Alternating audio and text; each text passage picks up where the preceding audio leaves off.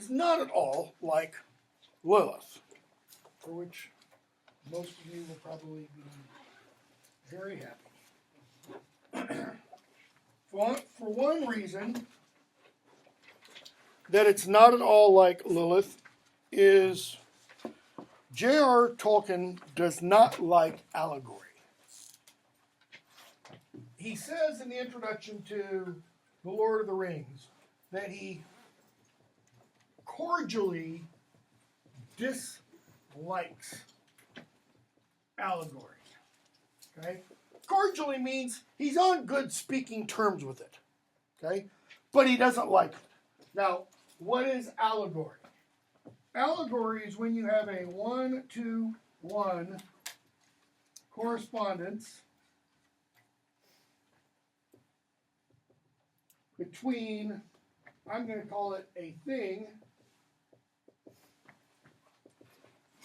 and what the thing represents. Okay? So,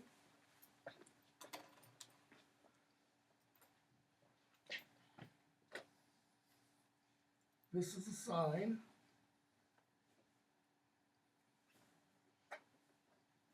What does that mean? This. No smoking. It's a cigarette, with stuff coming, and it's got a line to it. You could say that's allegorical. Why? It always and only represents no smoking. This never means no walking on the highway. It never means no walking your dog. It never means parking allowed here. Okay. Similarly, in some contexts, this always and only represents what? The cross. That's it. Okay? In some context. That is, that can be allegorical, but it can also represent other things, in which case it becomes a symbol. Okay? In Paul Bunyan is the guy with the big blue ox. John Bunyan's Pilgrim's Progress, okay, an allegory written in the 17th century. He has a character named Christian. Okay? Christian is allegorical. Why? Because the character Christian never stands for Muslim. Never. Never stands for Jew. Never stands for Buddhist. It always and only represents a Christian. Okay? And Christian is on his way to what is referred to as the celestial city. It always and only represents heaven, the New Jerusalem. Okay? Never stands for anything else. But in other contexts, those things can stand for other things. That is, when they're not written in a strict allegory, they can stand for other things. All of you are probably familiar with what Freud said about a cigar. A cigar can represent many different things. But sometimes what? A cigar is just a cigar. Okay? It doesn't stand for or represent anything else.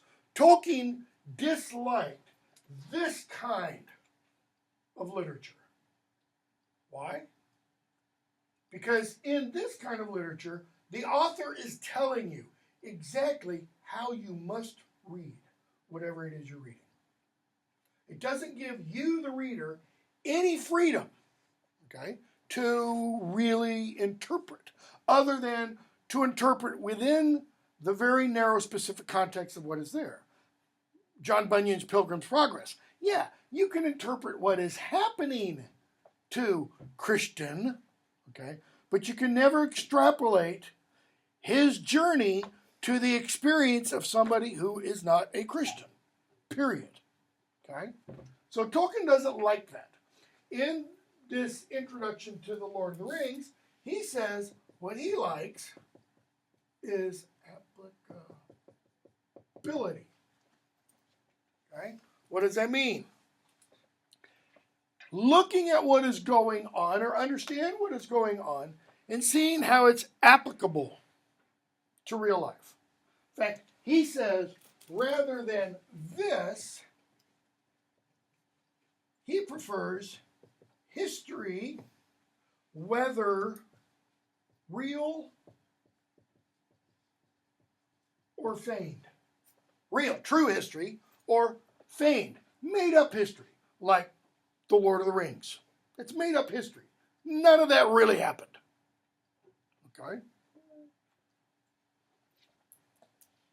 So, that's what he writes at the introduction to The Lord of the Rings in 1965. 11 years after the first volume of The Lord of the Rings is published, and nearly 30 years after this is published. Okay? He publishes this in 1937, The Hobbit. Why? Well, as I've said before, it starts one summer morning, I think it is in 1931, when he is grading entrance exams to Oxford. He's marking up entrance exams. He's got a blue book. He finishes this page that has writing on it. He turns it over. There's a blank page. And he just writes, in a hole in the ground there lived a hobbit. And he doesn't do anything else. He goes on to the next essay. But that phrase sticks in his mind, or that sentence sticks in his mind. And he starts telling a story to his children about that, about this Hobbit thing, which he didn't know what it was. Okay? He had been working on the stories that become the Silmarillion, published in 1977, 4 years after his death, for a dozen years, at least. Okay? He didn't know where hobbits fit into that world yet. They hadn't made their entrance. But he figured they would probably come in some way, some shape. He hadn't started the material that became The Lord of the Rings. Okay? He starts the material that kind of becomes The Lord of the Rings shortly after this is finished writing, but before it's published. Okay? This book kind of serves as the bridge between the older material, the mythology of the Silmarillion, the creation of Middle-earth and all that kind of stuff, and The Lord of the Rings. Okay? He publishes this because a group of his friends, known as the Inklings,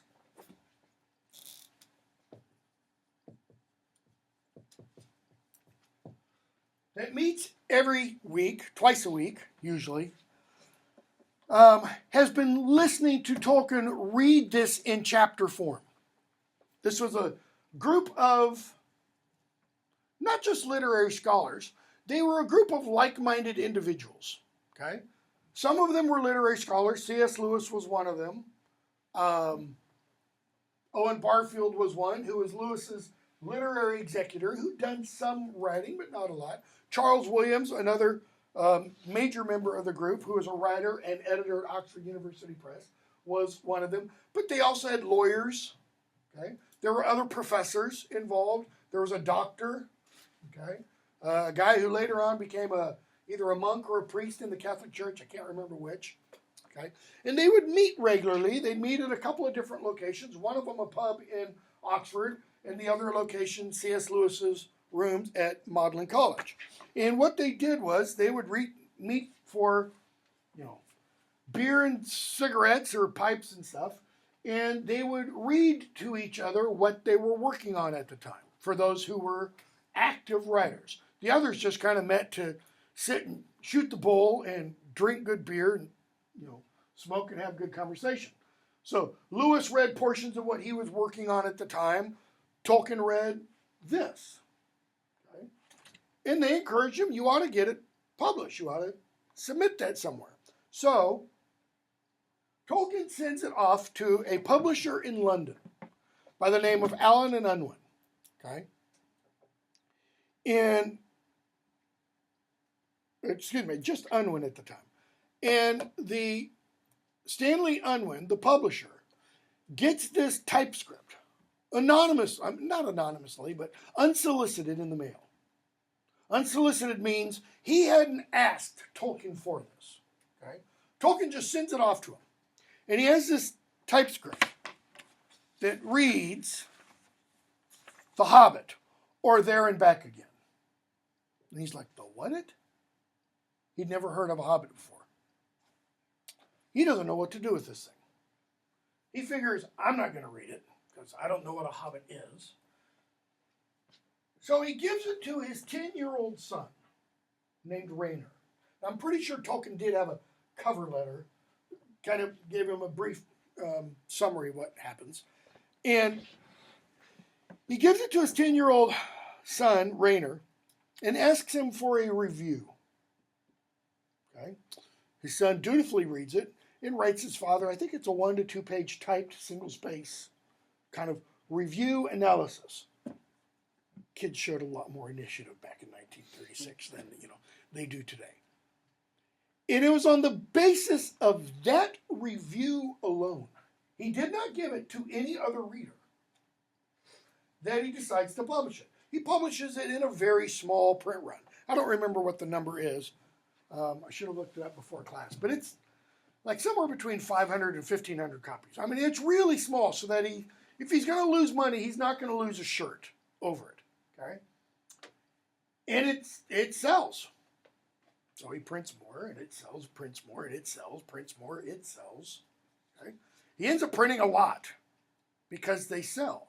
And it is rather oxymoronically instantly hailed as a classic. Okay? Classic usually means it passes the test of time. Like something that is, Gone with the Wind is quote unquote a classic. Why? I don't know why, but they do. People still read it today. Okay? Shakespeare is a classic. Why? People still read his plays, they still go watch the plays, etc. This was hailed as a classic. It made Tolkien internationally famous. People started writing him letters. Nobody had heard of him before then. The most important thing Tolkien had done was in 1936, he delivered an essay called Beowulf, the Monsters and the Critics. Exciting, right? He delivered this essay, public lecture, okay, to the British Academy. It's a big, long lecture. Okay? And the reason this was so important was because Tolkien was really the first scholar to look at the Old English poem Beowulf as a work of literary art, rather than as something to be read merely to find out information about the ancient pagan Germanic people. Like to find out information about how they treat kings, or find out information about how they value swords or material culture, or to find out information about, various cultural practices like gift giving, as an example. Prior to Tolkien, people read this poem to figure out what they could learn about pagan Germanic behavior.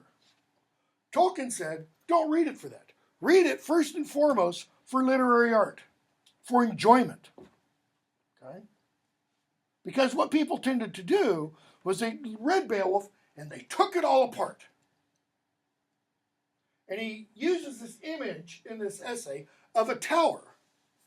And men try to figure out what the tower means, so what do? They take the tower apart. Well, what do you do to a tower when you take it apart? You don't have a tower left. It's that image that he talked about in the essay on fairy stories, all right, of the cauldron of soup.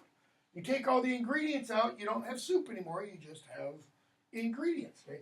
That essay is written after the publication of this, long after this, but it's ideas that he had kicking around in his mind for quite a long time. Okay? So it's because of this that he delivers the On Fairy Stories essay at St. Andrews University. That is requested of him after the publication of this. So when Stanley Unwin gets the typescript for this, he knows who Tolkien is. he's heard of him. Okay? But he thinks, just, some egghead professor, and he's writing a work of fiction, probably not going to sell. But it does, okay? And it sells like gangbusters. So we get our first real introduction to Middle Earth with this. Why? Because nobody has seen or heard anything, really, about the tales that became the Silmarillion later. Well, when I say nobody, I mean nobody outside Tolkien's closest circle of friends. Now, C.S. Lewis publishes in 1943, 1945, can't remember the exact date, the third book in his what's called Space Trilogy. The first book is Out of the Silent Planet. The second book is Paralandra. The third book is That Hideous Strength. And in a footnote, I think it's in the third book. In a footnote in the third book, he says something about, he refers to Westernessa. And he says, alas, much that remains only in the manuscripts of my dear friend J.R.R. Tolkien will have to await publication later. Okay? That's our first indication about this whole thing of Westernessa. Because in here, we get allusions to some of the old stories, but they're not told. So this gets published, and people want to know, what's the history of Gondolin? What's the history of Elrond? Okay. And then they wait. 1937 is when this is published. The first volume of The Lord of the Rings is published in England in 1954. They've got to wait 17 years. We get a little bit of information of that older material, okay, from some stories and things told in The Fellowship of the Ring, but even that's not all of it.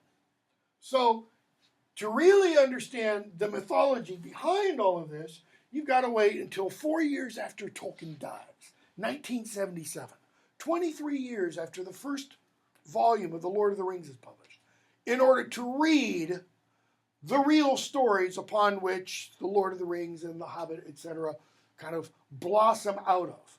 And then what his son continues doing after that is he continues editing Tolkien's manuscripts until finally, I think it is, I don't know when, around 1985, 1987, you get the final volume of what's called the 12-volume History of Middle-earth published. All the scraps, essentially, published and edited, so anybody who wants to can read them. I don't necessarily suggest buying all of them because a lot of it's really boring reading. Okay, so look how it begins. Chapter 1, An Unexpected Party. How many of you are familiar with Lord of the Rings? A few of you. How does that begin? Anybody know? Chapter 1, A Long Expected Party. Okay. Tolkien's paralleling the beginnings of the two books. This is an unexpected party. Why? What happens? A whole bunch of people just show up. How many is a whole bunch? 13 dwarves and Gandalf. Okay? So, we read, in a hole in the ground there lived a hobbit, not a nasty, dirty, wet hole filled with the ends of worms and an oozy smell, nor yet a dry, bare, sandy hole with nothing in it to sit down on or to eat. It was a hobbit hole, and that means comfort. Now, in The Lord of the Rings, okay, again, 14 years later, 17 years later than this, he does what? He gives us a prologue to The Lord of the Rings that essentially gives us a brief summary of this story and background information about hobbits that we don't have in this story. He goes into a bit of the history of hobbits that we don't get here. Okay? Why? Why doesn't he give that here? Give that information to us here. Okay, possibly to create mystery. Maybe it didn't exist yet. He might not have had that all worked out yet. Okay. There's another reason. Who's his original intended audience of this? His children. He starts this by telling it to his children and writing it. And he lets the older of the children read, okay? And his friends he reads it to, and they suggest corrections and such. But its intended audience originally is children. In other words, it is a fairy tale, okay? Even though he says in the fairy tale essay, fairy tales should be written for adults. That's why this can be read by both. One of the things Rainer Unwin says in that analysis he writes for his father is that this is a tale for children and adults. Both will get lost in it. So, we find out what kind of hole it is. Notice, it's got paved and tiled and carpeted floors. It's got wooden walls, okay? We're told paneled walls, floors tiled and carpeted, provided with polished chairs, lots and lots of pegs for hats, coats, etc. So, what does that tell us about the individual who lives here? It's clean. It's clean. What else? Wealthy. We're going to be told later on he's a well-to-do hobbit. He's loaded, in other words. Okay? He's got lots of rooms. We're told he likes to have visitors come in. Okay? Then we get some little bit of background about this particular hobbit, Bilbo Baggins. And I want to pick up on page 5. I want to skip some of the background stuff. We find out, his father built this hobbit hole for his mother, partially with her money. Okay?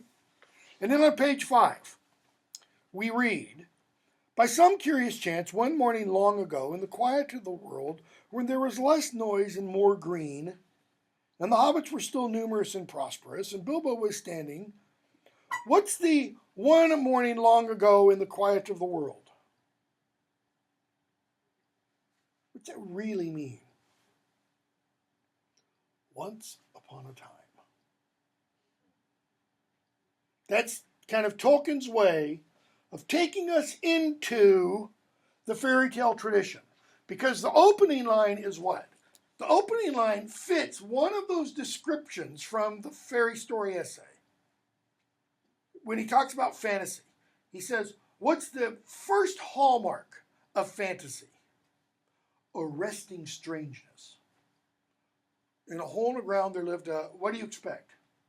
Rabbit, badger, turtle, frog, snake, bug, hobbit. Okay, that tells you you're not in Kansas anymore, because nobody's heard of that word hobbit.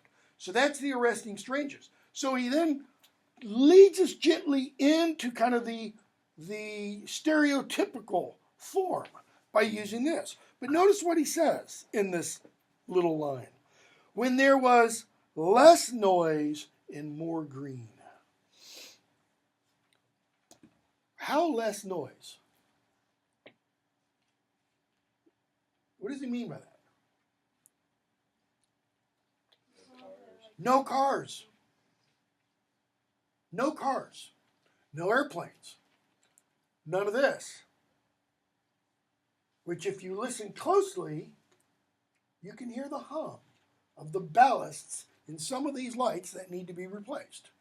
That is, the ballasts that need to be replaced, not the lights. Okay? Modern technology, not there. Now, in just a moment, we're going to see, and I've never noticed before, and I've been teaching this stupid book for close to 30 years. I've been reading it for 40 years. We're going to see an anachronism, which it never hit me before. Something that should not, maybe I need to go back and read the manuscripts of this and Tolkien's comments and such. But there's something here that doesn't seem like it should fit in Middle Earth. Okay? So, we're told this one morning, Bilbo Baggins goes outside, stands at his front door after breakfast, smoking a big old long pipe, and then comes Gandalf. And then we get this little description of Gandalf. Okay? Old, known for fireworks and stuff. And Gandalf comes in and Bilbo says good morning to him. And he meant it. The sun was shining, the grass was green, But Gandalf looked at him from under long, bushy eyebrows that stuck out further than the brim of his shady hat. And he says, "What do you mean?" Notice he doesn't say, "Well, good morning to you." What do you mean? Do you wish me a good morning, or mean that it is a good morning, whether I want it or not? Or that you feel good this morning, or that it is a good morning, or that it is a morning to be good on? Notice, multiple questions. In response to what? Good morning. What is one meaning Bilbo gives by good morning? Or what is his intention? Let me put it that way. Be polite. It's being polite. Hi there. It's good manners. Hi there. How you doing? Nice to, Gandalf takes it and kind of turns it like into a little mini inquisition.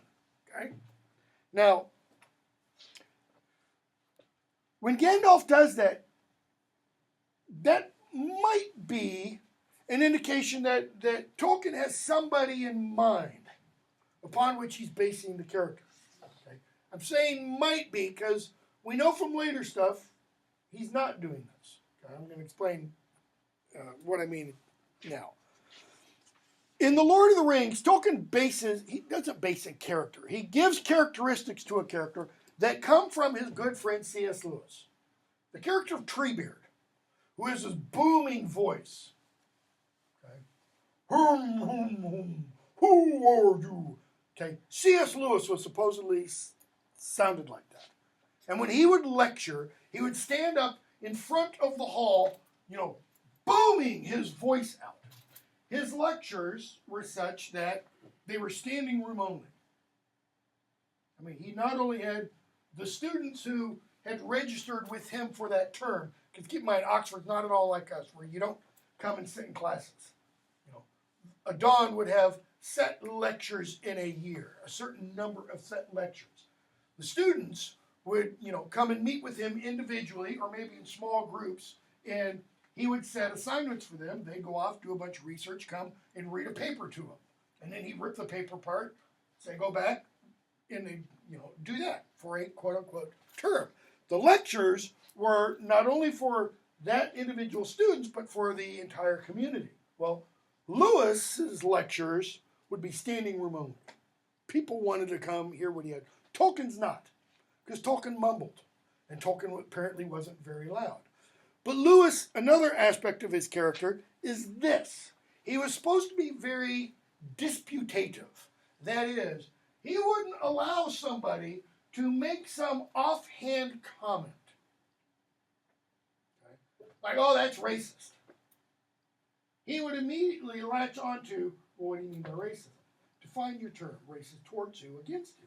On the basis of what is it? And just, rip it apart. Because he was taught to do that by a tutor that he went and lived with for about a year or so.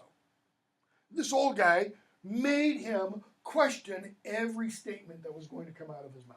Did he have reason for making that statement?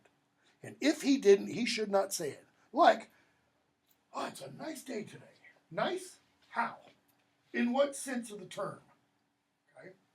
That's what Gandalf does here. So I kind of think he has maybe this quality of Lewis in the back of his mind. So what does Bilbo say? Bilbo's kind of Tolkien. Easy going, All of them at once. That is, it is, I do wish you a good morning, and I do mean it is a good morning whether I want it or not, and I do feel good this morning, and I do think it is a morning to be good on. It's all of those things. And a very fine morning for a pipe of tobacco out of doors into the bargain. That is, you have a pipe, light up. Okay? So, they start to talk, and Gandalf starts to talk about adventures. He's looking for someone for an adventure. And it's very difficult to find anyone, he says. Bilbo, I should think so. In these parts. Why? We don't know this information about hobbits yet. Tolkien, as I said, gives us a lot of this information at the beginning of Lord of the Rings. Hobbits don't like adventure. I mean, Bilbo's going to say a little bit of that in a moment. They really don't like it. What do they like? Eating peace. Eating, peace, drinking, smoking. The good life, you know. Not doing anything. Okay? Nasty, disturbing, uncomfortable things make you late for dinner. I can't think what anybody sees in them. And notice he gets a little uncomfortable because Gandalf's just sitting there leaning on his stick looking at him. And he says, "Good morning. We don't want any adventures here. Thank you. You might try over the hill or across the water." By this, he meant that the conversation was at an end. Now look at Gandalf. What a lot of things you do use good morning for. Now you mean you want to get rid of me, and that it won't be good till I move off. No, not at all, not at all. Liar. Gandalf pegged him perfectly. First he means good morning. Come into my presence. You are welcome here. Sit down, have a smoke, enjoy yourself. Now he means get lost. You're bothering me. I can't enjoy my smoke. So what does he say? Not all. What's your name? Gandalf tells him his name. Bilbo can't believe it. Okay? So Gandalf says, "I'll grant you your request. You've asked my pardon twice." And then Bilbo invites him to tea. He says, "Come back tomorrow." So Bilbo goes inside. What does Gandalf do before he leaves? Mark something on the door. He takes the point of his staff, not the part up here, but the point, which has a metal tip on it. And he scratches a symbol on Bilbo's, we find out in the next chapter, later on in this chapter, freshly painted door. Okay? Next morning, he hears the doorbell ring, and he thinks it's Gandalf. Notice, it's not a doorbell ringing like you press on a button and electricity. It's somebody pulls a rope. Okay? And there's the first of the dwarves. "Dwalin, at your service," page 8. "Bilbo Baggins, at yours," he says. Notice, he knows the custom. This is the proper response. And they start to arrive. Several more come in. Go to page 11. So, he's been fixing pots of tea. He's been pulling out kegs of ale and porter. He's been fixing a pot of coffee. His cakes are gone, and now he's gone into the other cakes that he made to eat that evening for dinner. And they're still arriving. And he hears another ring. And he opens the door without saying anything. And in fall, this is page 11. In fall, can't read because I got it marked. A bunch of dwarves. And we're told, carefully, Gandalf says, "It is not like you, Bilbo, to keep friends waiting on the mat and then open the door like a pop gun." That's the part I don't think belongs. Why? They don't have any guns in Middle-earth. So how would they have a pop gun? Now, pop gun's obviously what? It's a toy. Okay? It's not a real gun. But you can only have the toy of something what? Especially if it's military, if you've got the real thing that you can mock it with. Okay? So, Gandalf introduces Bifur, Bofur, Bombur, and especially Thorin. And notice, they all say, "at your service," except for one of them. Middle of that paragraph. Thorin indeed was very haughty and said nothing about service. Okay, now we're getting a little indication of Thorin's character here, which we're going to hear more in a moment. So they come in, and they all ask for additional food beyond what the others have been served. And Bilbo feeds them all. The elves help him clean up. Okay, time's going by. It's now nighttime. And Thorin calls for some music. Page 14. So the others rush off, get all their instruments. Thorin gets his harp, a beautiful golden harp right in the middle of 14. And when Thorin struck it, the music began all at once, so sudden and sweet that Bilbo forgot everything else, and was swept away into dark lands under strange moons, far over the water and very far from his hobbit hole under the hill. Now notice what causes Bilbo to experience that. Is it words? It's just music right now, right? So there's something in this music that what? Resonates with Bilbo. The dark came into the room from the little window that opened in the side of the hill. The firelight flickered. It was April. Still they played on. Notice the dark came into the room like it is physically something from outside that kind of sneaks and crawls. And then the next paragraph, the dark filled all the room. Okay? And the fire dies down and they keep playing. And then they start to sing. And this is, I think, the best thing about the first Hobbit film. Well, it's the only good thing about the first Hobbit film, is when the dwarves sing this song. They nailed that part. Okay, that's really good. So they sing all this, and notice what they're singing. For over the misty mountain cold to dungeons deep and caverns old, we must away ere break of day to seek the pale enchanted gold. Pale enchanted gold? That's right out of Beowulf. That essay that I talked about. Or the Old English poem. Okay? The dwarves of yore made mighty spells, while hammers fell like ringing bells, in places deep where dark things sleep, in hollow halls beneath the fells. Okay? He's going to fill in these lines in The Lord of the Rings. We're going to find out what dark things sleep in hollow halls beneath the fells. For ancient king and elvish lord, their many a gleaming golden hoard, they shaped and wrought in light they caught, to hide in gems on hilt of sword. Tolkien already has an idea. He's already written about catching a light in gems. Those are the Silmarils that become the title of the Silmarillion. So they don't get put on a sword. Silver necklaces they strung, the flowering stars, on crowns they hung, the dragon fire in twisted wire. That is an actual half line from Beowulf. Okay? The twisted wire, which has been used to suggest that the Old English poem Beowulf is much older than originally thought, that it probably dates from around 600. But I won't go into that. So they keep singing, and what's the effect of the song? Okay. Tolkien's getting at an important thing here. Songs can do what to individuals? Change them. Change them? Excuse me, how? How is Bilbo before the dwarves come? How's Bilbo before Gandalf comes?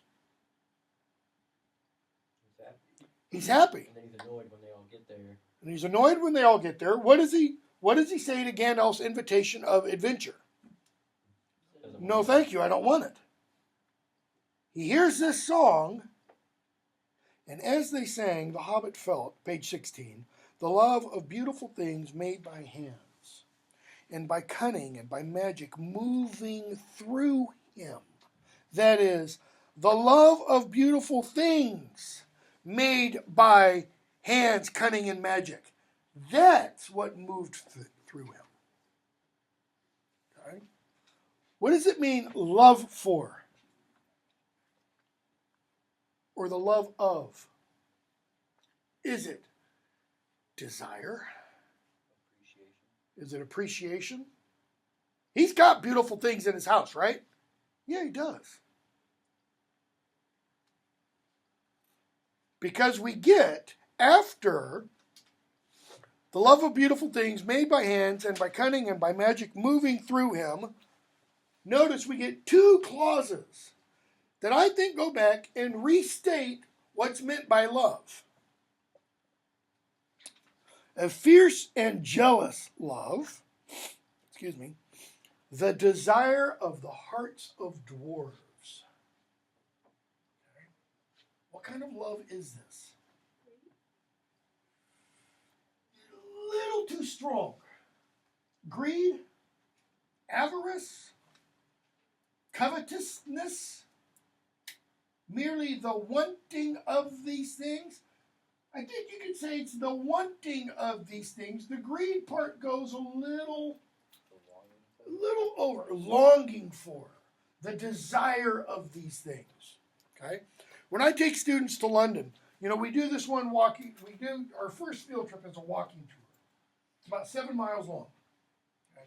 I take them through the heart of London, and we end up at King's Cross. Okay? But part of it goes. I don't remember if it still does.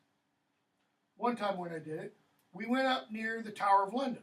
Well, just outside the Tower of London, you have part of the original Roman wall, built by Caesar's troops. Roman wall of London. And students will go up, because you can, will go up and touch this thing. Why? It's this desire to connect to it. Okay? It's this desire for something beyond oneself. Well, that's part of what's being woken up here. But this is specifically, we're told, the desire of the hearts of dwarves.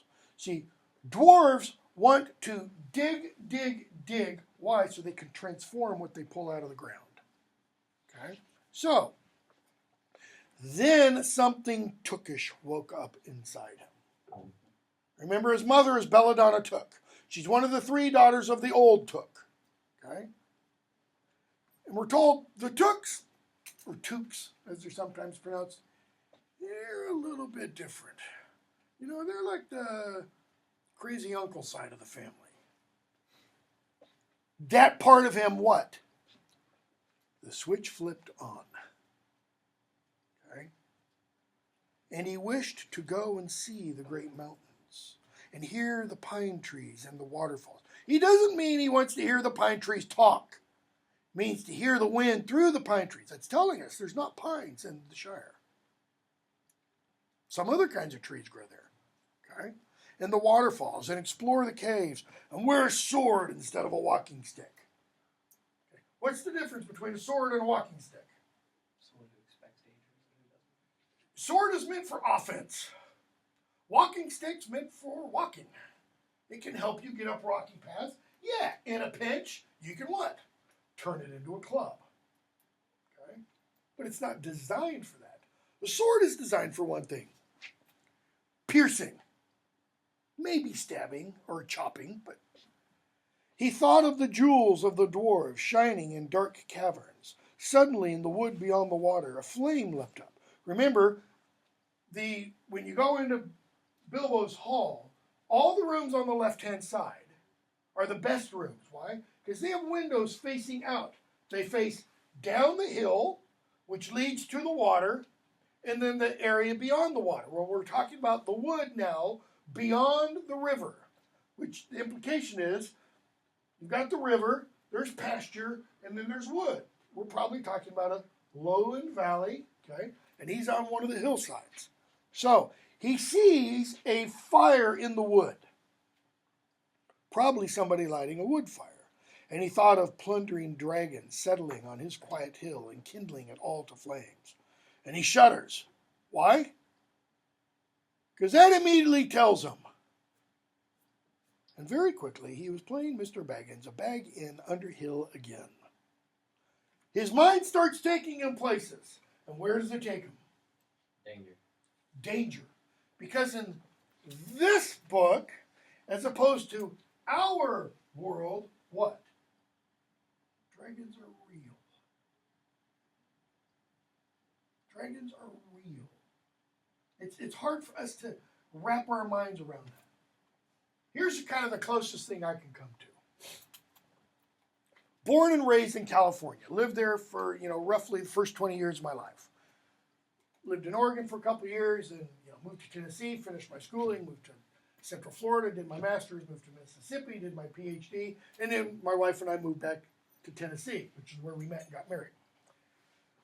But during all that first 20-some years, I guess when we moved back here, I was 31. In all that first 31 years of my life, I'd never seen a tornado. I'd seen pictures of them. I'd seen video. And I always thought, man, that'd be so cool to see.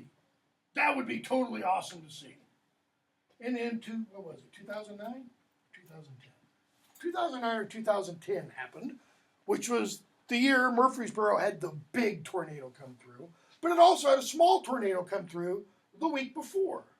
Okay, the small tornado came through while I was at our church. We were having Vespers on Saturday night. We were having Vespers, and that little F0 tornado came right over our church.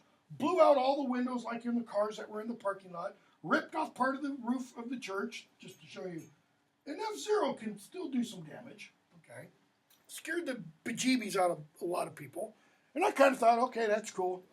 Well, the following week, which was Good Friday, I'm getting ready. A lot of, thunderstorm, tornado warnings in the area. I'm getting ready to go to a doctor's appointment. I'm pulling out left out of my street onto Highway 96. And all these cars are pulling over to the right really fast. And I figured there's got to be an emergency vehicle coming from the other direction. And I turn and look in the other direction, and there is literally less than a quarter mile away this great big blank V coming right at me. I just jam my car in reverse and back up 200 yards and get my kids in the area underneath the stairs, and then like the damn fool I am, I go out and stand on my porch and watch this thing, go by. I don't ever need to see a tornado again. That one was up close and personal enough. Okay? Not like a dragon, though. How many of you in here, if you could, would just love to see a real dragon? I mean, I'd be there in a heartbeat. If it could be down there a little bit, But if I could see it, or, UFO. Why? Well, what does it say in that fairy story essay? The desire for dragons, man. He doesn't want to have them in his backyard. Okay? It's the same kind of thing here. But it's when Bilbo kind of imaginatively sees the dragon what? Landing on his house. Shakes him to his senses. And he's playing old Bilbo Baggins again, and he's kind of wishing, go away, dwarves. We don't want any dragons around here. Okay? So, I know we've only got a couple minutes left. The others start to talk, and Thorin starts to talk, and we're told page 17, middle of the page, this was Thorin's style. He was an important dwarf. Okay? So we've been told he's haughty. Now we're told he's important. Okay? That's going to get filled in. Thorin's obviously the leader of this group. And Bilbo kind of passes out, and he goes off for a bit, and he comes back, and he overhears them talking about him. Pages, bottom 18, top of 19. And he says, pardon me if I've overheard words you were speaking, but, he says, it's obvious, but I think I'm right in believing, that you think I am no good. You think I can't do what Gandalf says I can do. I will show you. In other words, you've challenged me. You said I can't do this. What is any person in their right mind going to do? Well, yeah, buddy. He says, tell me what you want done, and I will try it if I have to walk from here to the east of East and fight the wild wereworms in the last desert. I'll do it. Okay? Gandalf then says, if I say he's a burglar, bottom of the page, and we're going to stop with this, a burglar he is, or will be when the time comes. Why? There is a lot more in him than you guess, and a deal more than he has any idea of himself. Okay, we'll stop there. I am still planning on finishing this in 2 more days. We're going to skip a lot. Okay?